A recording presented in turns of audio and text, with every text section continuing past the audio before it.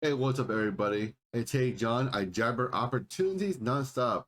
And in today's video, I'll be discussing Ethereum 2.0 and what it is and what it isn't. So make sure you watch this whole video throughout its whole entirety if you want to understand what is going on, of what the caveats and nuances are of Ethereum 2.0. If you are a new viewer, thank you for coming to my channel and I welcome you.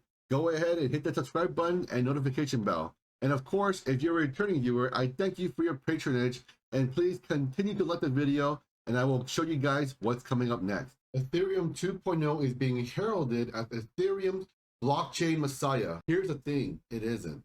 The long-awaited modifications are unlikely to address the network's basic problems, which are preventing wider adoption. Ethereum 2.0 isn't all that. To address long-standing concerns with Ethereum administrators announced that the launch of ETH 2.0 as a set of improvements to its current model, including a switch to proof of stake and sharding. People can mine, block, and validate transactions based on how many coins they own according to the proof of stake idea. The Ethereum Foundation has stated the transition to POS will be completed by the end of 2021. In a recent blog post, the Ethereum Foundation highlighted that the energy needs remains unchanged as compared to the old POW algorithm. Vitalik Buterin, the brilliant mind behind the Ethereum blockchain, indicated that employees working with Ethereum is a greater challenge than the actual platform. While the projects may or may not be troublesome, it is certainly not the only flaw. As appealing as the new rollout may appear, the software updates that will be implemented will not address the network's long-term issues that have prevented it from reaching the heights that Buterin and his followers had envisioned. Ethereum currently uses a proof of work (POW) method that allows for only about 15 transactions per second, roughly double the speed of Bitcoin blockchain, and is largely regarded as unfeasible for establishing a large-scale decentralized finance, aka a DeFi ecosystem.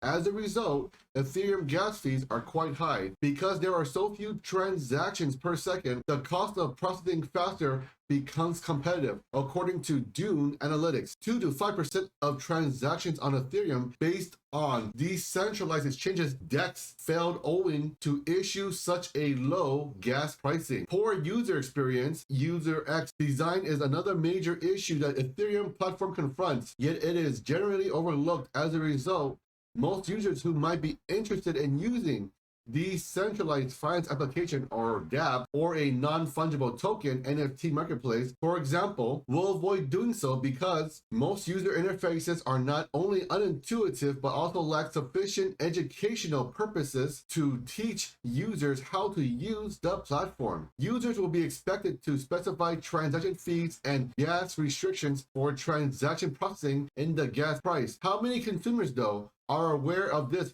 without delving into the depth of cryptocurrency lingo and data? According to Insider Intelligence, 25% of adults in the United States don't comprehend or know how to invest in digital currencies. Without access to appropriate educational tools, how could users be supposed to know, for example, that making payment from two different wallets to the same receiving address would not result in a conflict? If you guys want to go ahead and get 2 free stonks courtesy of WEBULL, link down below. All you gotta do is deposit $100 and you get 2 free stocks valued up to $1,800. If you want up to $250 Bitcoins, all you gotta do is use my BlockFi link down below for blockfi.com/heyjohn. Projected to evolve from the standard Ethereum virtual machine EVM to one that can be used by developers who use C++ or Rust, making coding directly in a browser easier. While the infrastructure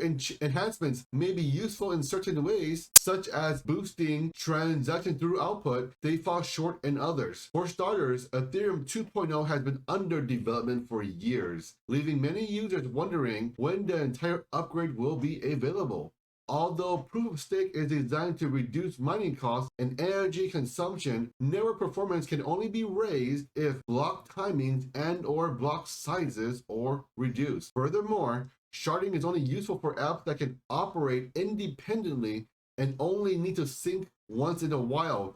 However, because of DeFi's intrinsic, decentralized, and open source nature, sharding style processing will require transactions to be routed through a relay chain, which would slow down the entire process. In addition, on the user experience front, Ethereum continues to lag behind to a large extent, which the ETH 2.0 has yet to address.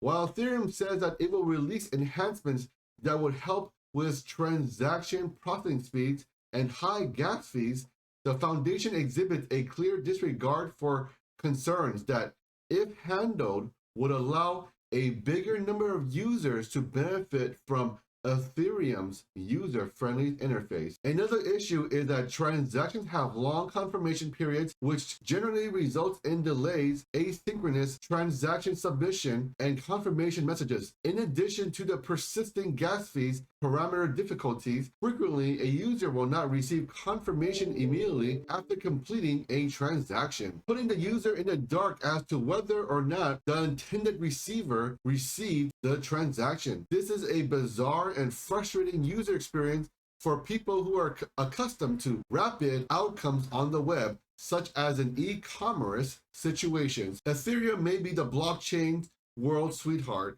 but the hoopla may turn out to be a little more than hype at some point, and the long-awaited update is unlikely to garner wider population use.